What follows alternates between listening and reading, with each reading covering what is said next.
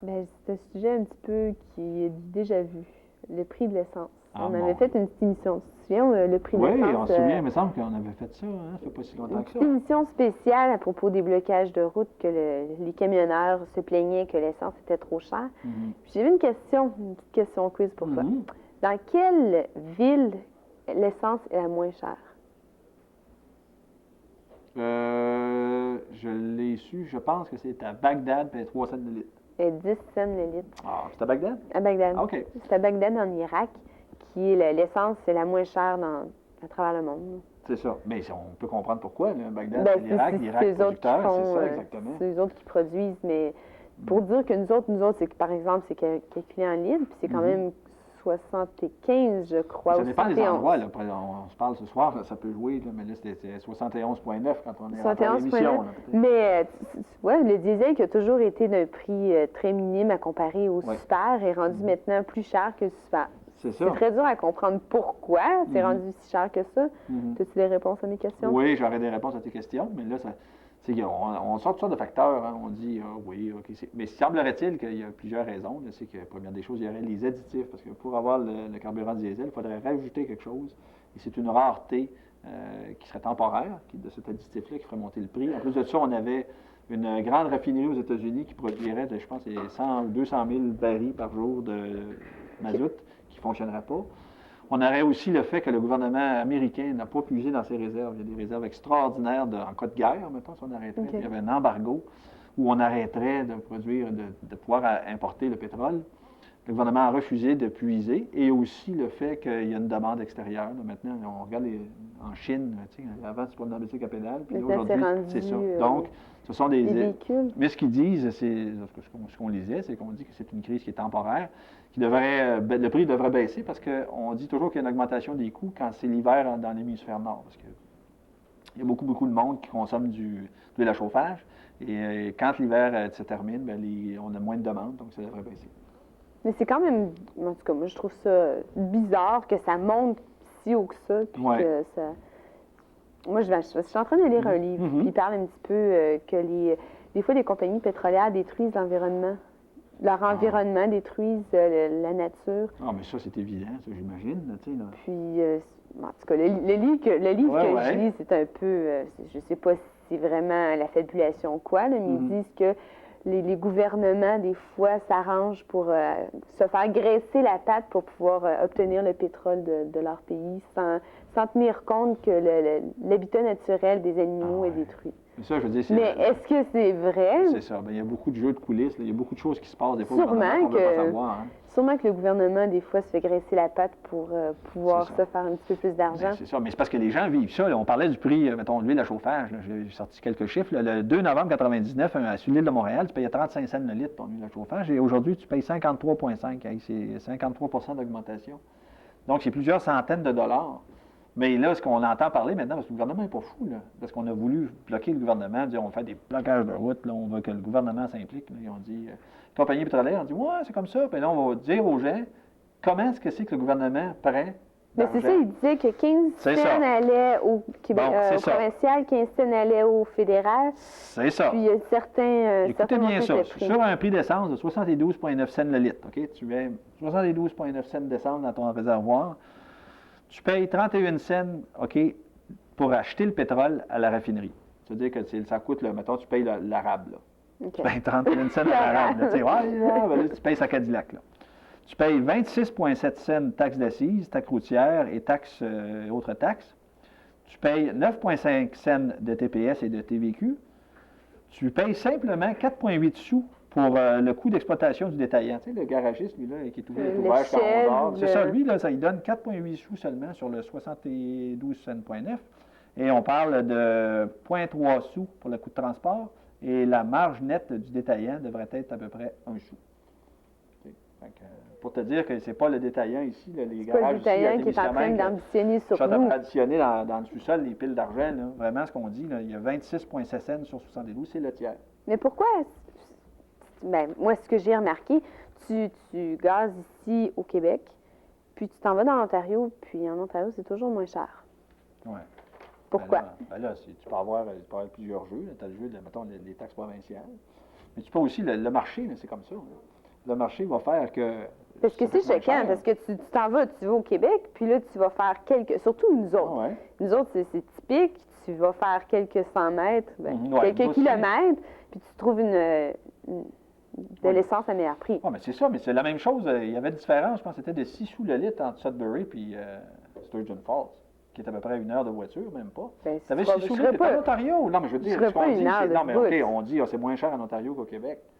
Mais moi, je te dis qu'en Ontario, entre 2 endroits à 1 heure d'auto, tu vois, 6 cents de différence. Donc, essaie de comprendre ça, puis il dit c'est tout à fait normal, parce que ce qui se passe, mettons, les besoins ne sont pas pareils, puis, tu sais, fait que, il n'y a rien à comprendre. Essayez pas de comprendre quelque chose là-dedans, un peu de l'essence, moi, je me dis, tout le monde se lance la balle, c'était pétrolier, on l'a envoyé au gouvernement, le gouvernement va nous renvoyer. Tout le monde essaie de dénoncer qui prend le plus d'argent. Puis c'est ça, je veux dire, finalement, c'est le pétrole qui est remonté, puis ils disent que c'est normal qu'il est remonté, puis qu'il va rebaisser. Mais de toute façon, du moins une affaire, si le gouvernement baisse les taxes sur le pétrole, on va remonter ses impôts. Sûrement. Puis là, on parle d'impôts, même à ça, on va essayer de sauver avec... parce qu'on a différents sujets. On a 2 sujets qui sont complètement différents.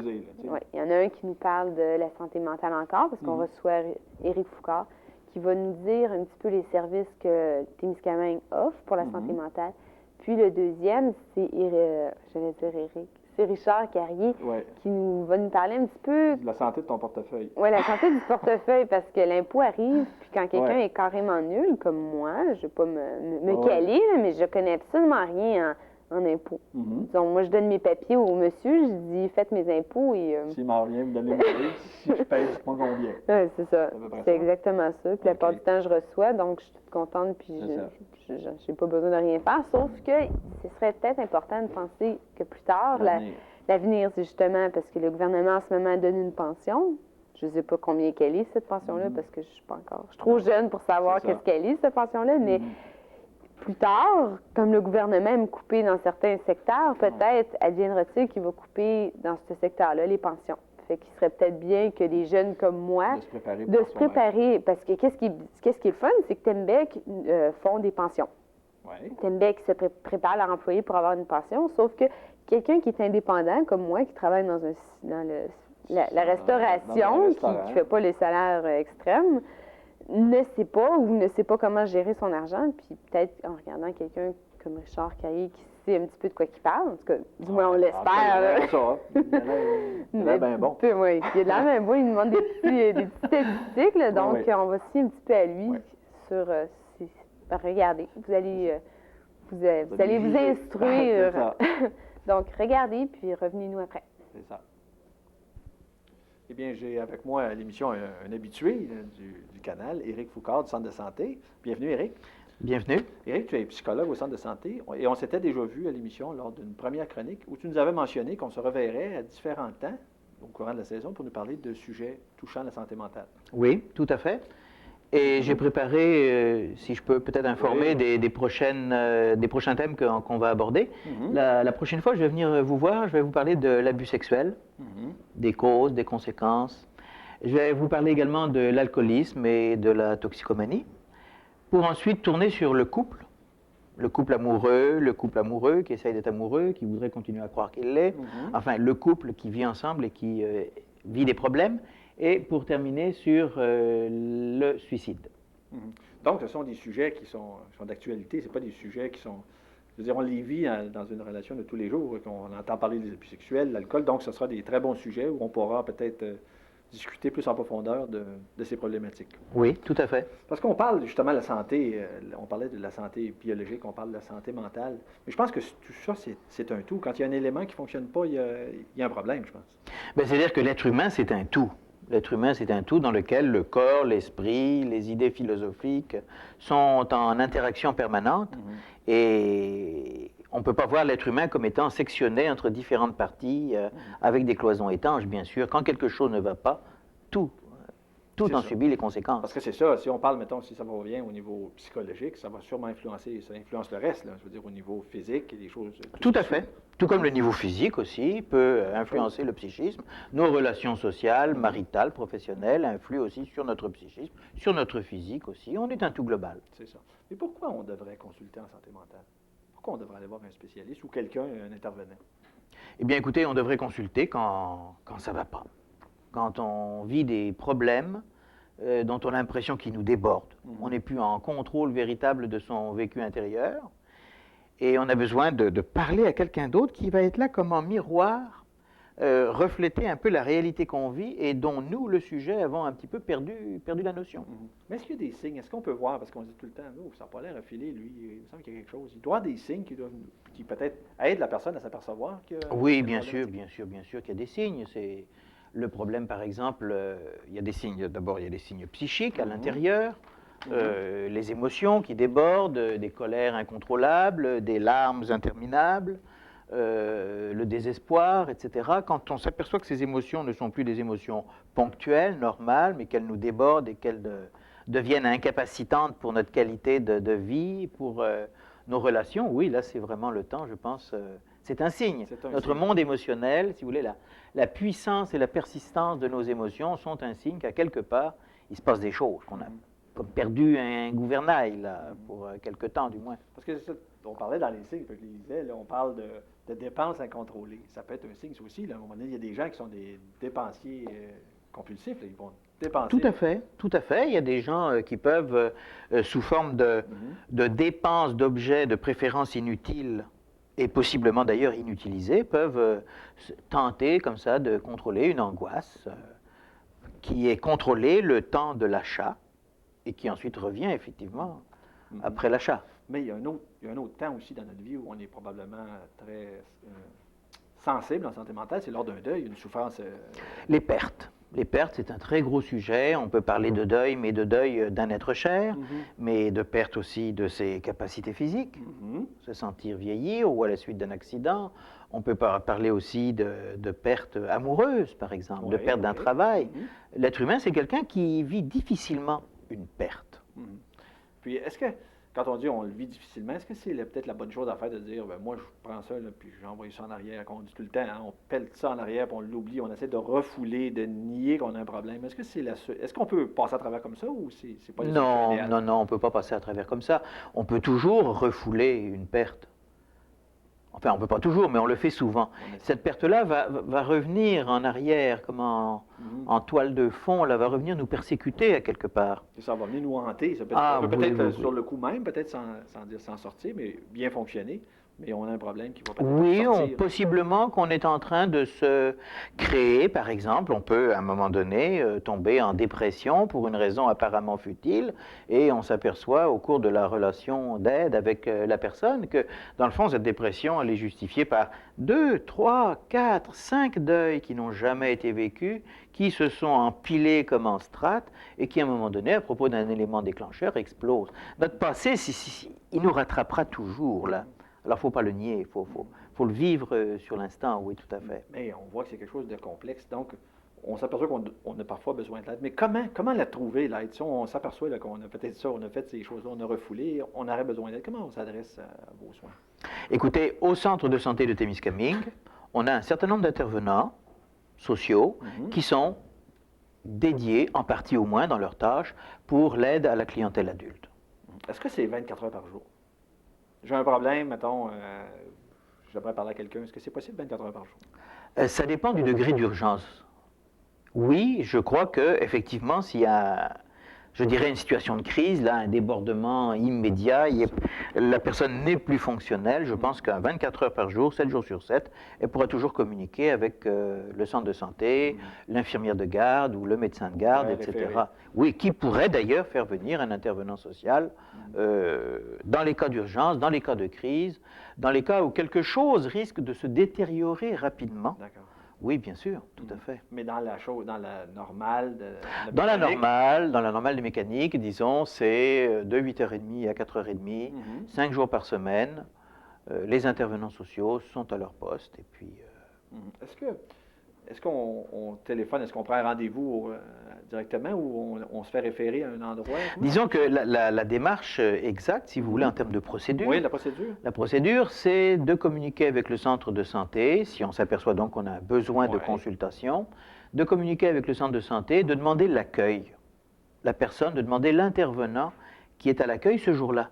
Et l'intervenant qui est à l'accueil fera avec la personne, donnera un rendez-vous très rapide avec la personne qui est en demande, et fera une sorte de bilan de santé mentale. Vous savez, des fois, les gens viennent, ils savent que ça va mal, mais ils ne savent pas toujours exactement pourquoi. Alors, ce premier bilan va permettre à la personne, avec l'intervenant qui est à l'accueil, de faire un débroussaillage de sa situation, de voir exactement les zones de souffrance, les zones où ça va bien, sur lesquelles on pourra s'appuyer, etc. etc. On va essayer de cerner sans dire... Oui, cerner, comme un bilan de santé physique, finalement, un check-up, si vous voulez cette expression-là. Exactement. Mais est-ce qu'il y a des coûts, parce qu'on dit un psychologue, on entend parler des fois des coûts, est-ce que c'est gratuit? Ah oui, les services du centre sont absolument gratuits, oui.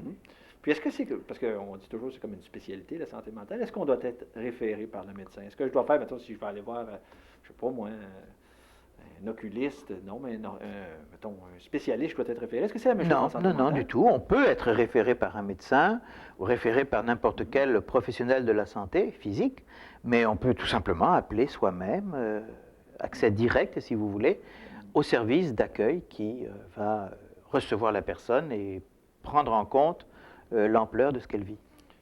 Témiscamingue, c'est une petite ville. C'est tout petit. Et on a toujours peur à sa confidentialité. Puis il y a des gens qui nous disent, ouais, mais là, je ne veux pas que personne sache que je consulte. Est-ce qu'il y a un degré de confidentialité lors de ces rencontres ou lorsqu'on s'adresse à vos services? Écoutez, la confidentialité, moi, je vous la présenterai à deux niveaux. On y va. La confidentialité, sur le plan théorique, elle est totale. C'est-à-dire que l'intervenant ne peut absolument pas à quiconque parler de même qui vient le voir, de pourquoi, de ce qui s'est dit. Donc la relation thérapeutique avec l'intervenant est garantie par la confidentialité. On va mettre des petites notes dans un dossier qui vont être des résumés de l'entrevue, vraiment des résumés, que la personne d'ailleurs pourra consulter après si elle le désire. Ça, c'est le premier niveau de la confidentialité. Maintenant, c'est bien évident que dans la petite ville où nous sommes, à un moment donné, la voiture est sur le terrain de stationnement, il y a une personne dans la salle d'attente, mais je crois qu'on ne doit absolument pas craindre ces impondérables-là, si vous voulez. C'est pas ça qui devrait nous arrêter de consulter. Non, parce que les gens, je crois, se font une fausse image là, de cette... Ils ont peur, en fin de compte, que tout le monde va savoir. Non. Il y a des choses, vous ne laissez pas de message sur les répondeurs, parce que des fois, il y a des gens qui consultent au niveau de la... Puis ils ne voudraient pas que la famille le sache. Donc, vous n'appellerez pas à la maison et dire « OK, c'est Éric, le rendez-vous de 3 heures. » Non, du tout. Et ça pose d'ailleurs des problèmes des fois, parce que il m'arrive de parler comme ça, de tenter de rejoindre une dame qui a demandé une consultation, et je tombe sur le mari. La dame n'est pas là. Alors, je raccroche, je dis, je rappellerai, mais le mari me dit, c'est à quel sujet, monsieur? Est-ce que je peux savoir? Mais écoutez, je ne peux pas vous le dire.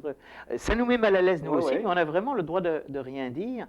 Des fois même, j'ai des messieurs qui sont choqués. Écoutez, ma femme n'a rien à me cacher, vous pouvez tout me dire, bon, etc. Mais il avait justement à lui cacher qu'elle avait envie de consulter sans qu'il le sache. Ce qui est son droit à elle. Alors oui, on protège l'anonymat jusque-là. Jusqu'à ces situations-là. Parce que c'est ça. Je pense que c'est un droit que la personne a et je pense qu'on prend ça au sérieux comme tout le monde au centre de santé, on est tenu au secret professionnel. Oui. Des fois, ça nous met dans des situations délicates, mais on tient notre bout.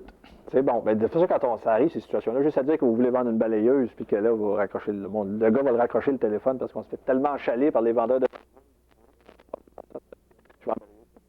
Oui, c'est-à-dire que là, généralement, les gens ont un afficheur. Alors, ils savent que c'est quelqu'un du centre de santé qui appelle.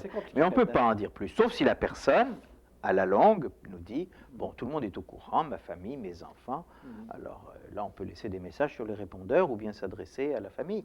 Mais tant qu'on n'a pas cette levée de la confidentialité, on ne peut pas, même si ça dérange un peu. On parle qu'il y a 5 intervenants. Est-ce que moi, je peux choisir, mettons, je me dis, moi, j'ai écouté Éric, il me semble que ça irait bien avec lui. Est-ce qu'on peut choisir, dire, il doit y avoir des gens qui... De toute façon, c'est bilingue. Ça doit être bilingue.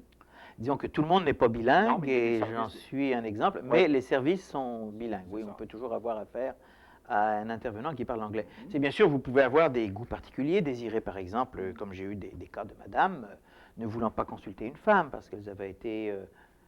non, pardon, excusez-moi, ne voulant pas consulter un homme parce que justement, elles avaient été violentées, alors voulant consulter avec une femme. Mais ça retarde, c'est sûr qu'on a une liste d'attente, ça c'est clair, on n'est pas assez d'intervenants pour répondre à toutes les demandes, et si la demande devient un petit peu exigeante, je veux parler à une dame, qui sache s'exprimer en anglais, bon, etc. Et là, ça va retarder un C'est peu. ça. On répond le plus vite possible dans la mesure de nos capacités.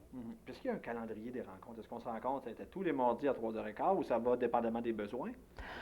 Généralement, une fois que la personne a franchi l'étape de l'accueil, qu'elle a eu son bilan de santé mentale, qu'un intervenant a de la place pour la consulter, là, ça se décide à 2. Okay, on fixe ensemble? Oui. Généralement, une rencontre par semaine, 2 rencontres par mois, au rythme qui convient et à l'horaire qui convient, toujours évidemment dans le jour. C'est ça. Mais qu'est-ce qui met fin à ces rencontres-là? Est-ce qu'on dit, à un moment donné, on arrive à un point où on pense qu'on a cerné quand on parlait de cerner le poste? Oui, oui. Qu'est-ce qui va terminer ces... Ça se sent. Ça se sent. C'est difficile de mettre le doigt dessus, mais à un moment donné, la personne qui vient ressent de moins en moins de motivation pour venir. Si elle n'en parle pas à son thérapeute, ça peut se manifester par exemple par un certain absentéisme dans les rencontres. Quand l'absentéisme augmente, là on sent que la personne décroche un peu. décroche un petit peu, sent de moins en moins le besoin et on va mettre fin tranquillement à la relation thérapeutique. C'est qu'elle a atteint ses objectifs. C'est ça, peu importe les objectifs qu'elle s'était fixés, elle les a Oui, atteints. tout à fait. Exactement, parce qu'il y a un besoin, parce que là, on parle que 66 de la population a consulté. Un jour ou l'autre, oui, tout à fait. Donc, au moins une fois. Donc, si on pense à la population qu'on a ici dans la région, avec le nombre d'intervenants, c'est peut-être pour ça qu'on met ces mécanismes-là. Exactement, c'est bien évident. Parce que c'est ça, en résumé, là, on peut parler des services qui sont offerts peut-être en santé mentale à Témiscamingue. Comment on pourrait les résumer, que les gens savent un peu? Résumer les services? Oui. Écoutez, on offre des services de relations d'aide individuelle et de couple pour la population adulte. On offre également des services pour le soutien pour les familles qui supportent des enfants ou des parents ou des conjoints qui ont des problèmes sévères et persistants. On a des programmes pour aider ces gens-là, de répit dépannage, des choses de ce genre.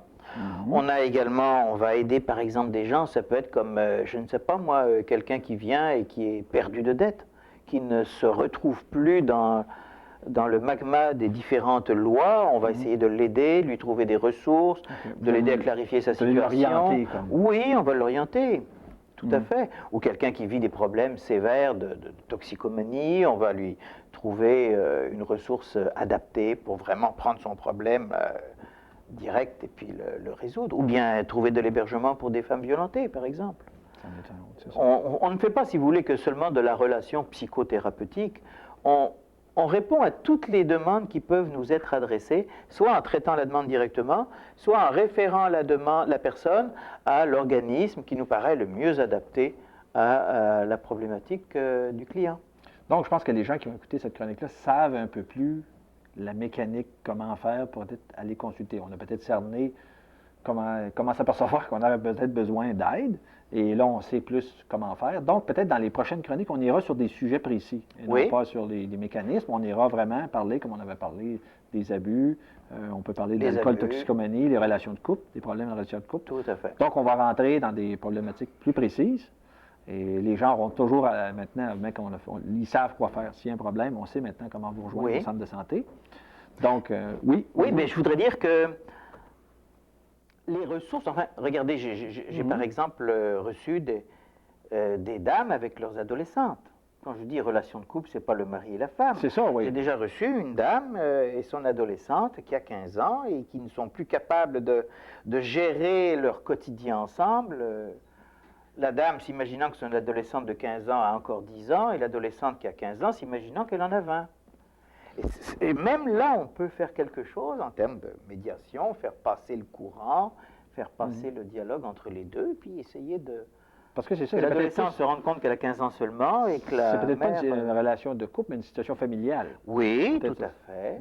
Tout à fait. Donc, c'était, en tout cas, j'ai trouvé ça extrêmement intéressant. Éric, je te remercie beaucoup de nous avoir partagé ces expériences. Et on se retrouve, parce que c'est une par mois, on se retrouve le mois prochain et on parle... Le mois prochain avec l'abus sexuel. L'abus sexuel. Bien, merci beaucoup et au mois prochain, Éric. Merci. Au revoir. On reçoit un invité très spécial parce qu'il va essayer de me guider aussi dans ma période d'impôt. C'est Richard Carrier de la Banque nationale. Il est venu nous aider un petit peu à comprendre le jargon des REER, des actions, des... C'est ça, c'est parce que c'est compliqué, parce que là, on sait, il y avait une très belle image, je vais te laisser la dire tout à l'heure, c'est que là, on arrive à la fin, là, c'est comme le dernier sprint, là. Les impôts s'achèvent, puis là, les gens, qu'est-ce qu'ils cherchent, là, ces temps-ci? Ils cherchent un reçu. C'est ça. Parce que c'est ça, les gens, on arrive, là, on est prêt à investir dans n'importe quoi, je pense. D'abord qu'on ait reçu pour sauver de l'impôt. Absolument, tu es prêt à investir dans des compagnies, fonds mutuels ou dans des fonds mutuels ou des actions qui n'iront pas nulle part, mais tu as fait ta contribution, tu as eu ton reçu. Après, on s'inquiétera si on est bien placé ou pas, mais ce sera peut-être plus le contraire qu'il faudra regarder. Il faudrait s'inquiéter de placer bien, puis après avoir notre reçu. Oui. Le reçu, il est important tout de suite cette année, là, mais ce que tu places, c'est important peut-être dans 30 ans. Puis des fois, 3-4 de rendement là, sur un 20 ans puis un 30 ans, ben, c'est plusieurs milliers de dollars en moins qui va te manquer à quelque part parce que tu as été chez ton reçu en premier. Parce que c'est ça. Parce que je pense qu'à chaque année, ça devient de plus en plus complexe. Parce que chacun de nous autres, on est devenu un peu comme des financiers. Là, puis on se fait enterrer là, par l'information. Trop d'informations. Bien, pas que trop d'informations, mais ça circule tellement librement qu'on reçoit des chiffres, on voit des compagnies qui font des bénéfices records, on voit des fonds mutuels qui affichent des 40 de rendement sa dernière année. Donc, on a eu une bonne année, mais c'est pas dit que l'année prochaine, ça va être aussi bon. Puis là, tu rentres quand même 40 plus cher que tu étais l'année d'avant. Il ne faut pas se fier nécessairement à ce qu'on voit dans les revues ou qu'on voit. Il faut se faire guider un peu pour faire de quoi d'équilibré. Parce que la plupart du monde se guide toujours avec la Bible. La Bible, la Bible, le journal, les affaires. Mais moi, je regarde ça, je l'ouvre, puis on dirait que ça m'appare, je suis perdue et je comprends ça. Mais c'est normal, hein? Je veux dire, parce que... Surtout quand tu vas dans les dernières pages, où est-ce que le tête? Non, c'est au milieu. Où on parle... Tu vas vraiment au milieu, fonds mutuels, tu vois des chiffres, des colonnes de chiffres. Mais c'est ça qui arrive, parce que c'est justement, c'est que les gens s'y connaissent plus ou moins, et je pense qu'on se fait embarquer. Là, je ne me calcule pas comme un connaisseur. Mettons, on parle... Mettons, des fonds asiatiques, les gens disent ça, tu ouvres le journal, justement, le journal d'affaires, rendement 40 cette année. On oublie de dire que l'année passée, ils en ont perdu 50 Il y a eu 125 dans des fonds asiatiques. C'est ça. Pour un an. Puis tu regardes sa moyenne sur le 5 ans, tu tombes à 2 ou 3 annuels sur 5 ans. Ça veut dire que les gens qui ont rentré 5 ans passés, ils commencent juste à récupérer ce qu'ils ont mis. L'argent qu'ils ont perdu, dans le fond, c'est juste ça. C'est ce qu'ils ont perdu, puis ils ont ça a gagné tellement de baissé. Mais... L'Asie, ça a baissé. Le Japon, c'est de valeur à dire, là, mais ça fluctue beaucoup. Ça fluctue beaucoup, beaucoup. Fait que ce que tu as mis, tu commences à le récupérer. Peut-être que tu devrais sortir puis aller sur quoi de plus conservateur un peu. Surtout si ça t'empêchait de dormir pendant les années que tu étais là. Exactement. Qu'est-ce que je peux prendre pour essayer de sauver de l'impôt qui est bon puis qui va me donner un bon rendement? Bien, tout est bon. Tout ce qui va te donner, toutes tes contributions REER sont bonnes. OK? Il faut que toi, tu sois à l'aise avec. Si toi, tu ne peux pas penser perdre du capital, investir dans des fonds mutuels, puis dans un an, tu n'as pas une bonne année, le 1000 $ que tu as mis, il en vaut 900, puis tu n'es pas à l'aise avec ça, c'est que tu n'es pas bien placé, tu n'es pas à bonne place. Peut-être que toi, des placements garantis, ça te convient. Tu vas avoir la même reçu, dans le fond, sauf que ça dépend de tes objectifs à la retraite. Là, il te reste une quarantaine d'années à travailler. Tu as le temps de pouvoir placer, de fluctuer, puis à la fin d'obtenir peut-être quelque chose. Peut-être là, prendre des fonds plus risqués un petit peu, parce que ta période de temps est tellement longue. Sur une longue période de temps, le risque, il tend à diminuer beaucoup. Puis ton rendement, il est pas mal plus intéressant que des placements garantis. C'est ça. Parce que si tu prends, plus tu allonges ta période de temps, bien, plus ça te donne une chance peut-être de passer à travers les crises. De te reprendre. Parce que c'est pas dit que tu rentres aujourd'hui, que les 6, 7, 8 prochaines années, ça va être des très belles années, que tu vas avoir des rendements à tout casser. Tu peux avoir 2, 3 mauvaises années de suite. Mais si tu es rentré là en disant, ben là, je prends ma retraite dans 5 ans, je m'en vais d'un fonds d'action, petite capitalisation, je m'en vais d'un fonds vraiment au risque, tu n'es pas à bonne place. C'est ça. OK, tu peux avoir 3 belles années, mais c'est pas dit que ça va continuer. Ça va continuer, c'est ça. Je vais parler, parce que Richard nous a apporté, peut-être qu'on ne montrera pas le graphique, mais peut-être juste parler. Si on prend, ça va être un exemple, peut-être que les gens vont comprendre beaucoup mieux à la maison. C'est frappant. On est en 1950. Placez-vous en 1950, je vais venir au monde dans 15 ans. Je suis pas encore là. Bon, on est en 1950. Là, j'ai 100 piastres. OK? Je le place. Ouais. Je vais le placer dans différents outils de rendement. Dis-moi ce que c'est que ça va donner. Si tu vas tout simplement dans des obligations à long terme, des obligations émises par le gouvernement d'une durée de 30 ans, qui sont quand même sensibles aux fluctuations de taux d'intérêt, ton 100 là, il va te donner 3 605. En l'année 2000, 50 ans après. Oui, 50 ans après, tu as eu un rendement là, de 7,5 annuel. Donc, le 100 vaut 3 805. Il en vaut 3 800. Si tu vas dans des placements traditionnels, vraiment garantis par les banques, sur du 5 ans, tu renouvelles à tous les 5 ans, tu es juste rendu à 4 037. OK? Tu n'as pas rendu bien loin encore. Là, tu parles en 1999, les résultats, C'est ça, 50 ans. Tu as mis ton 100 pièces en 1950, puis là, tu regardes ce qui t'a rapporté 50 ans après. Là, tu veux prendre ta retraite. Là, OK? C'est ça. OK, ça, tu as travaillé 50 ans, tu es pas mal dû. Oui, tu es dû pas mal. Hein? OK. Mais la même 100 que tu as mis sur le Toronto Stock Exchange, le TSA 300, que tout le monde connaît maintenant, qu'on entend parler toutes les demi-heures à la radio, là, la même